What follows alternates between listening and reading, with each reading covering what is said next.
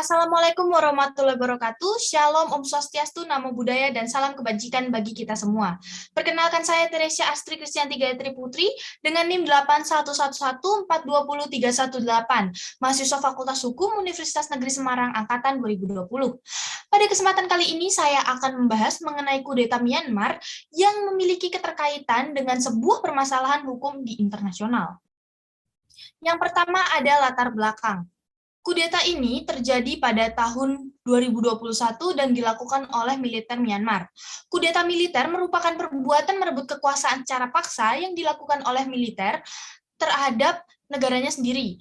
Myanmar telah mengalami hampir 50 tahun pemerintahan di bawah rezim militer. Negara ini kemudian bergerak menuju pemerintahan demokratis pada tahun 2011 dengan salah satu tokohnya yaitu Aung San Suu Kyi.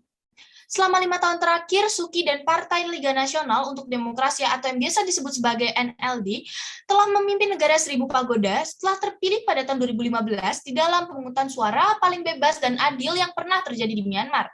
Pada Senin 1 Februari 2021 pagi, Partai NLD dan Suu Kyi seharusnya sudah memulai masa jabatan kedua. Namun menjelang sidang pertama parlemen hasil pemilihan umum pada November 2020, militer Myanmar pimpinan Jenderal Min Aung Hlaing mengambil alih pemerintahan. Militer menangkap penasihat negara Aung San Suu Kyi, yaitu Presiden Win Myint, serta sejumlah tokoh Partai Liga Nasional untuk Demokrasi atau NLD. Myanmar yang belum lama memulai masa transisi menuju demokrasi pada 1 Februari 2021 akhirnya kembali dikuasai oleh militer. Akhirnya militer Myanmar melakukan ambil alih pemerintahan dan menjadikan Aung San Suu Kyi serta beberapa pejabat negara lainnya sebagai tahanan rumah. Pengambilalihan kekuasaan sipil yang dilakukan oleh militer Myanmar bukanlah kali pertama. Militer pernah menguasai pemerintahan Myanmar selama puluhan tahun, dan sepanjang masa itu pula berbagai gerakan demokrasi tumbuh. Kudeta terhadap pemerintahan semi-demokrasi pada tahun 1962 menjadi titik penting berkuasanya militer di Myanmar. Kudeta yang terjadi pada tanggal 2 Maret 1962 menandai dimulainya pemerintahan satu partai dan dominasi politik tentara di Myanmar yang berlangsung selama 26 tahun. Dalam kudeta tersebut, militer menggantikan pemerintahan sipil AFPFL yang dipimpin oleh Perdana Menteri UNU dengan Dewan Revolusi Persatuan yang diketuai oleh Jenderal Ne Win. Kurang dari 2 tahun setelah pemerintahan sementara menjatuhkan kekuasaan kembali kepada pemerintahan AFPFL, pada 2 Maret tahun 1962, Ne Win kembali merebut kekuasaan dalam kudeta yang dilakukan militer. Ne Win menjadi kepala negara sebagai sebuah ketua Dewan Revolusi Uni dan juga Perdana Menteri memasuki periode kediktatoran konstitusional pada tahun 1974. Ne Win memperkenalkan konstitusi baru dan mengizinkan pemilu. Kekuasaan tak lagi di tangan militer, melainkan berada pada pemerintahan terpilih. Akan tetapi transfer kekuasaan yang hanya sebatas istilah karena dialihkan dari Jenderal Ne Win kepada U Ne Win alias dirinya sendiri, pemerintahan Burma atau Myanmar terus terpusat di bawah Partai Sokongan Militer atau biasa disebut sebagai Burma Socialist Program Party, BSPP. Fase kedua terjadinya gerakan kudeta militer di Myanmar, yaitu pada tahun 1988 atau biasa dikenal sebagai pemberontakan 888 atau pemberontakan kekuasaan rakyat. Sejak tahun 1962, Partai Program Sosialis Burma atau Myanmar telah memerintah negara itu sendiri sebagai sebuah negara satu partai totaliter, dipimpin oleh Jenderal Ne Win itu sendiri. Di bawah agenda pemerintah yang disebut Jalan Burma menuju Sosialisme, yang melibatkan isolasi ekonomi dan penguatan militer. Burma menjadi salah satu negara paling miskin di dunia. Kemudian pada November 1985, para mahasiswa berkumpul untuk memboikot keputusan pemerintah dan menarik uang kertas Burma. Masalah ekonomi ditambah dengan penumpasan pemberontakan yang membutuhkan keterlibatan berkelanjutan di pasar internasional.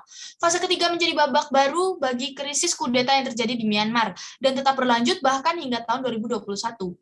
Akhirnya, yang menimbulkan pertanyaan adalah mengapa militer merebut kekuasaan sekarang dan apa yang terjadi selanjutnya. Selanjutnya adalah identifikasi masalah. Berikut saya merangkum beberapa masalah yang terdapat pada kudeta Myanmar. Masalah yang pertama adalah kudeta tahun 2021 terjadi setelah pemilihan umum pada 8 November 2020, di mana Liga Nasional untuk Demokrasi memenangkan 396 dari 476 kursi di parlemen. Selisih kemenangan yang terjadi lebih besar dibandingkan dengan pemilu tahun 2015. Pemilu tahun 2015 menghasilkan kemenangan NLD, namun tidak bisa menempatkan Suu Kyi sebagai presiden karena dihalangi melalui konstitusi yang disusun oleh militer. Presiden saat itu, Hin Kyaw, menciptakan sebuah posisi state consulator yang menempatkan Suu Kyi sebagai kepala pemerintahan.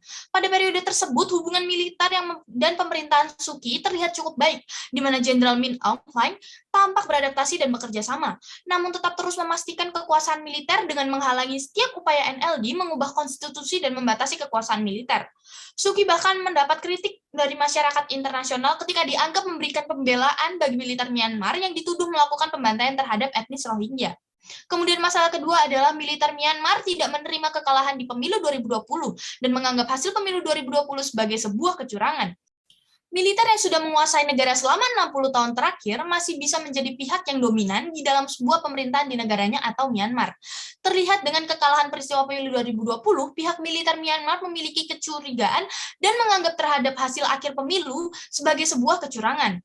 Partai afiliasinya yaitu Persatuan Solidaritas dan Pembangunan kalah telak dari NLD yang menghapuskan harapan para pendukungnya untuk memiliki presiden berlatar belakang militer secara demokratis. Dapat disimpulkan bahwa kudeta Myanmar oleh militer terjadi bukan karena alasan kecurangan, namun lebih kepada upaya militer Myanmar yang ingin mempertahankan eksistensi dan pengaruhnya. Jika pada akhirnya partai militer kalah dan NLD menang, maka mereka harus menunggu 5 tahun untuk mendapatkan kembali kesempatan berikutnya. Selanjutnya adalah langkah penyelesaian.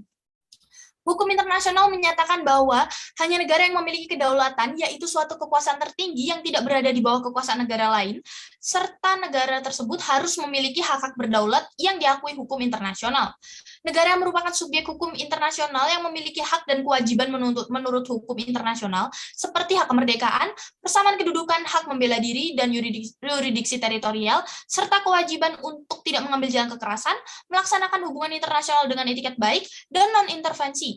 Sehingga bisa diketahui dengan adanya kedaulatan negara lahir prinsip non-intervensi, yaitu prinsip yang tidak ikut campur tangan terhadap urusan dalam negeri suatu negara. Kudeta yang dilakukan oleh pihak militer Myanmar terhadap pemerintahan sipil dewasa ini menarik perhatian dunia, baik secara regional maupun internasional. Peristiwa tersebut mendapat berbagai kecaman dari berbagai negara, organisasi internasional seperti PBB, Uni Eropa, Perhimpunan Bangsa-Bangsa Asia Tenggara, atau lebih populer dikenal sebagai sebutan ASEAN, bahkan dari masyarakat internasional juga. Aksi yang dilakukan militer tersebut dinilai sebagai bentuk pelanggaran hak asasi manusia, pada akhirnya isu tersebut tidak bisa dilihat sebagai isu domestik saja, namun sudah merambah menjadi kancah isu internasional atau isu mancanegara. Berikut merupakan 2 regulasi yang dapat mengecam dari adanya kudeta Myanmar. Yang pertama ada Piagam PBB pasal 2 ayat 7. Tidak ada satu ketentuan pun dalam piagam ini yang memberi kuasa kepada Perserikatan Bangsa-Bangsa untuk mencampuri urusan-urusan yang pada hakikatnya termasuk ke dalam urusan dalam negeri suatu negara atau mewajibkan anggota-anggotanya untuk menyelesaikan urusan-urusan demikian menurut ketentuan-ketentuan piagam ini. Akan tetapi, prinsip ini tidak mengurangi ketentuan mengenai penggunaan tindakan-tindakan pemaksaan seperti tercantum pada bab 7.